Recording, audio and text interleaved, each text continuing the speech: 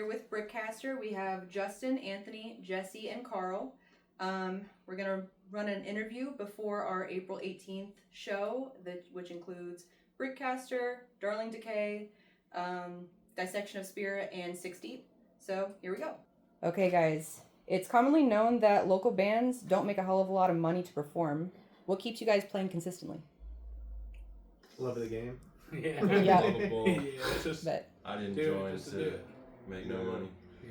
It was kind of like, if we get to end up making money off of what we want to really do, cool. But if not, we're still just out here doing it type thing. I'm in debt.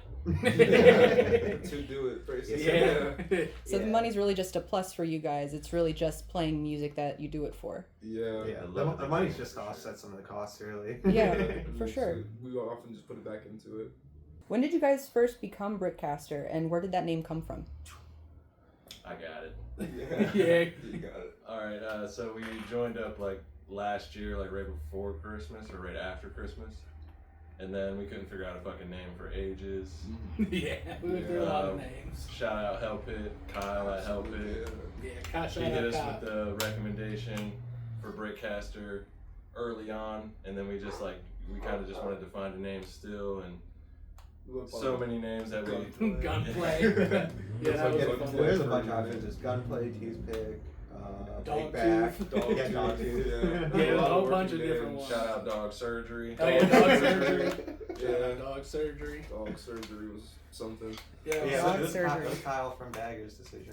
yeah. He Or not he decision, gave it to us like super early on, and we were like, he said what it was like He told us that it, tossing bricks or something like that. Yeah, that's what music we just, sounded like. like a brick To your face. thrown, yeah. Yeah, and I was like, all right, and then we were like, Probably because of me wailing on their symbols at that time. like 5 months later, we were like, okay, well, we're just gonna go by Brickcast. Yeah, and then we came up with the wizard guy like really quickly. Yeah, after it was that.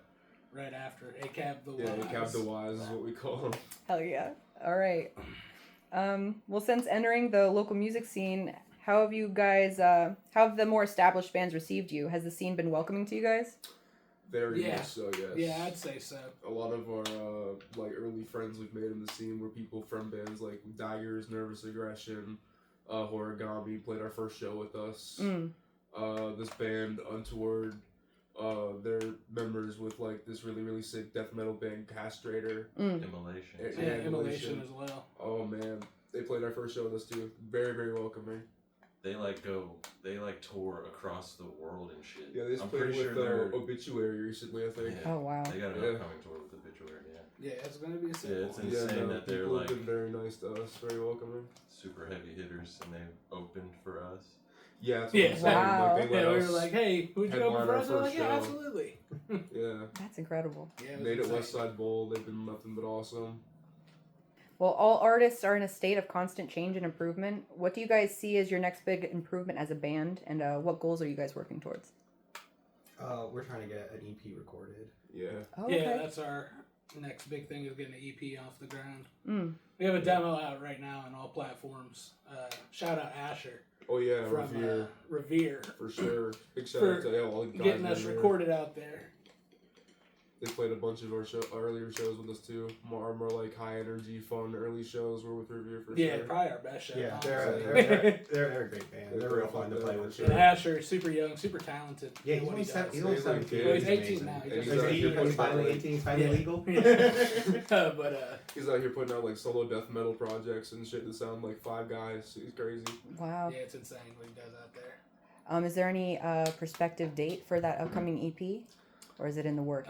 So we don't have any like date in mind right now, but I would say before the end of the year. We're Oh, shooting for hopefully within the next couple months. We're trying to. the music's certainly written for it. Yeah, we have everything done for Yeah. it. It's just we gotta get out there and record it. And we're working on new stuff as we're doing that and waiting for that as well. So we're gonna have more material as well to potentially add to that, or just have something else waiting to very soon be released after that as well. Awesome.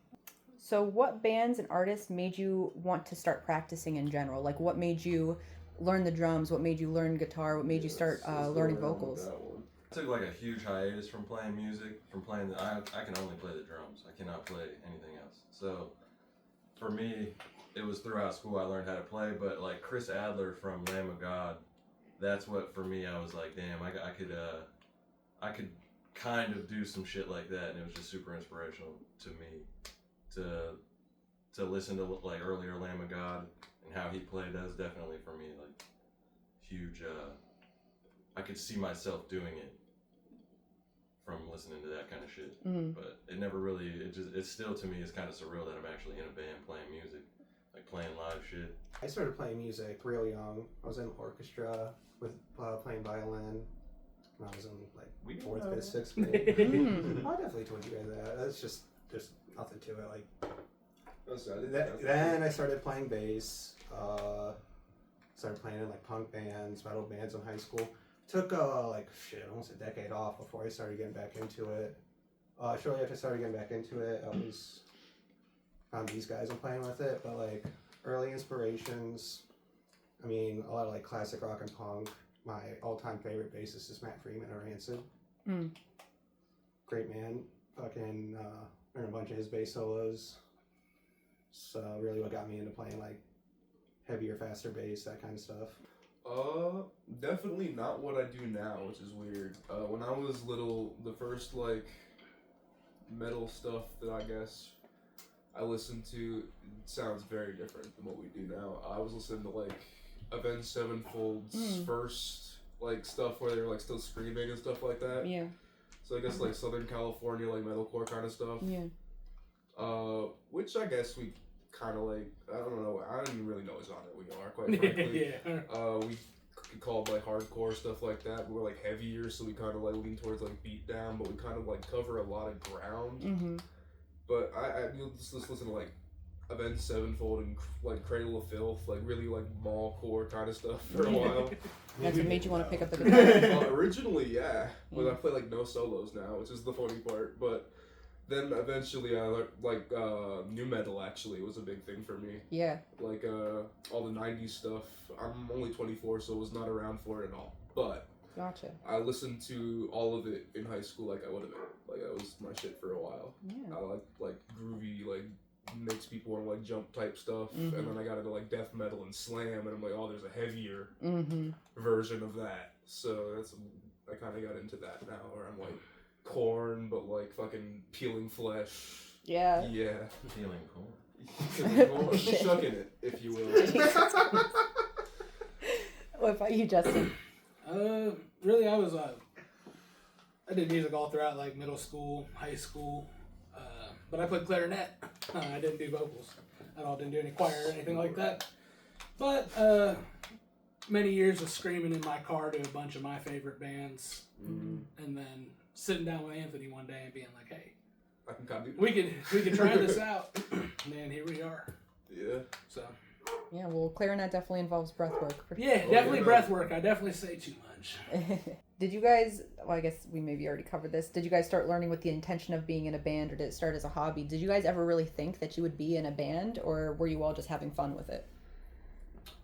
Absolutely having fun with it originally, because it was just me and Justin in our bedroom. Yeah. Fucking around. Kicking in my room. Yeah. Making random stuff. And then I hit on my cousin, Carl, and he was like, "Oh, I play drums." And I was like, "Oh, cool." I was like, "Yeah, I knew it from childhood. I played drums." I was like, "Bro, you got a cousin that could drum like this the whole time?" Yeah, I was like, "Okay, cool." And then Jesse. I definitely started playing like bass, especially with the intention of being in bands. I've been in a lot of bands over the years, but yeah, always point is get out in front of people. Just where you're having fun at. Yeah. All right. How long did it take you guys to be confident in the skill set that you present on stage? I'm still not confident. I knew he was gonna say that. He says this after like every show. He's like, "Oh, that's everybody like, hates no, me. That sucks. no." And then we Don't hear the send me footage in the videos. back seat, and then he's like, "Fucking, oh, I don't know what I was talking about." Yeah, I don't see these guys aren't there yet. It took me like 100 shows. It's a while. It takes a while. Surprisingly, I feel way better about like stage fright and like shit like that than I thought I would. Like at the beginning, I remember like trying to psych myself out our first shit at West Side Bowl because I was like super nervous. And now it's like I feel like it's good to still be nervous, but I don't get like worried nervous. Yeah.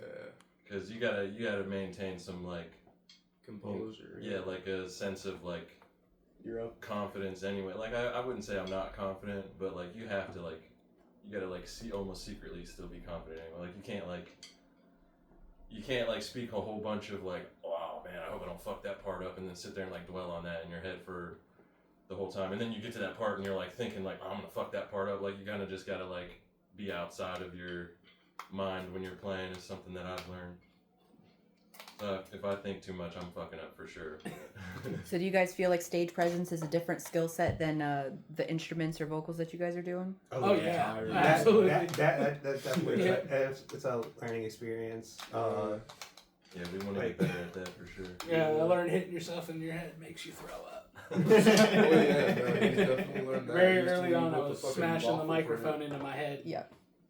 throwing up after every set, so Absolutely. I don't do that anymore. And then some guy asked Still for do it. it. Yeah, and so- he did it again. Yeah, and some then guy threw asked up for it, again. and I was like, all right, we'll do He's it like, again. where'd the head One more microphone time. thing go? And he did it again that same night, and I was like, oh, son of a bitch. Oh Yeah, shit. it happens. Sure enough, an hour later. Damn. Yeah, it's probably the concussions. Yeah, it happens. It happens. Truly for the love of the game, I see that. Yeah, Um, love the sport. where did the inspiration for your new single Indoctrination come from? How Well, fucked up our country is. Everything going Yeah. on right now, pretty much. Trump, ICE, everything that's Yeah. People being This- willfully ignorant, Yeah. purposely misunderstanding you. The America world was- outside of your door, it's all sunshine and rainbows, but at the same time, it's actually just like you can see the societal decay and like the things people spend their attention spans on. Mm-hmm. That's me anyway. This is America was meant for everybody. It's not just meant for the people who founded it, you know. Mm-hmm. So it comes down to the principle. It was meant for everybody and not just for who White says people. they founded it, white people. Right. But at the end of the day, but Right. And that leads me into my next and final question. Do you guys feel like the hardcore scene can coincide with ideals that support Trump and ICE?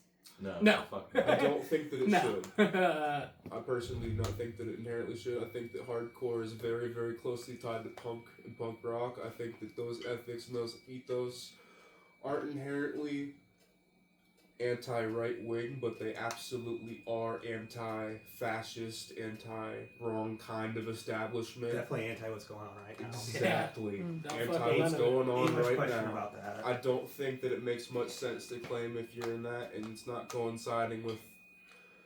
It's just really, really hard tied to it. Unfortunately, not unfortunately even at all. It's hard tied to it. That's just how it is. It's like a punk thing. It's like a hardcore thing. in that respect. Punk's about acceptance. Punk's about acceptance. So always for has everybody. been. It was basically started as an outlet a lot for like gay people. People who Disenfranchised. weren't allowed, Some of the minority one of groups. the shit. What's their name? What's that really big punk band that was all black guys? You mean one of those Bad really- Brains? Yeah. Bad No, earlier than Bad Brains. This is like Oh. late '60s, early '70s, like beginners of punk. I Death? forget their name right now. Might be. Yeah. I think Death. that sounds right. I love Death. Yeah, like that's what it's always been, and Yeah. like hardcore is definitely It's a strong offshoot. It's a of straight punk. Definitely. from that. right So- from there. So There's hardcore bands that call themselves hardcore that would play with us that sound like Bad Brains, but heavier. Mhm. Like, there's like Unfortunately, there has always been not always. Actually, it has been a kind of a problem for almost the entire existence. Was the neo-Nazi punk movement, but yeah, I believe Dead Kennedys They- the best answer for that. yeah one. they got they get excluded and beaten up a lot in the scene, so That's that's what I'm always a saying. proud thing. And that's Yeah. the thing is we got to make sure that we're not calling stuff like that gatekeeping. Policing is not gatekeeping. Keeping people tolerant and keeping the safe scene, that's not gatekeeping. That is making sure shit is still good.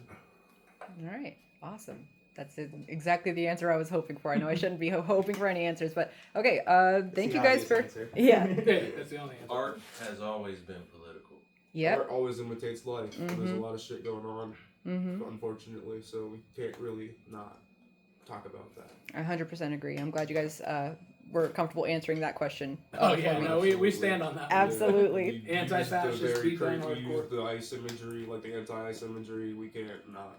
Yep. It's always been a big part of. Awesome. We're not going to be apologetic about it if we're talking about it. Well, thank you guys so much. I appreciate you answering these questions. So, again, the Ashtray, my DIY venue in 98 Spring Street, Struthers, Ohio, local 471. April 18th, we're going to have, again, Brickcaster, Dissection of Spirit, Darling Decay, and 6 Deep. Come out, show out, support your local scene. Thank you.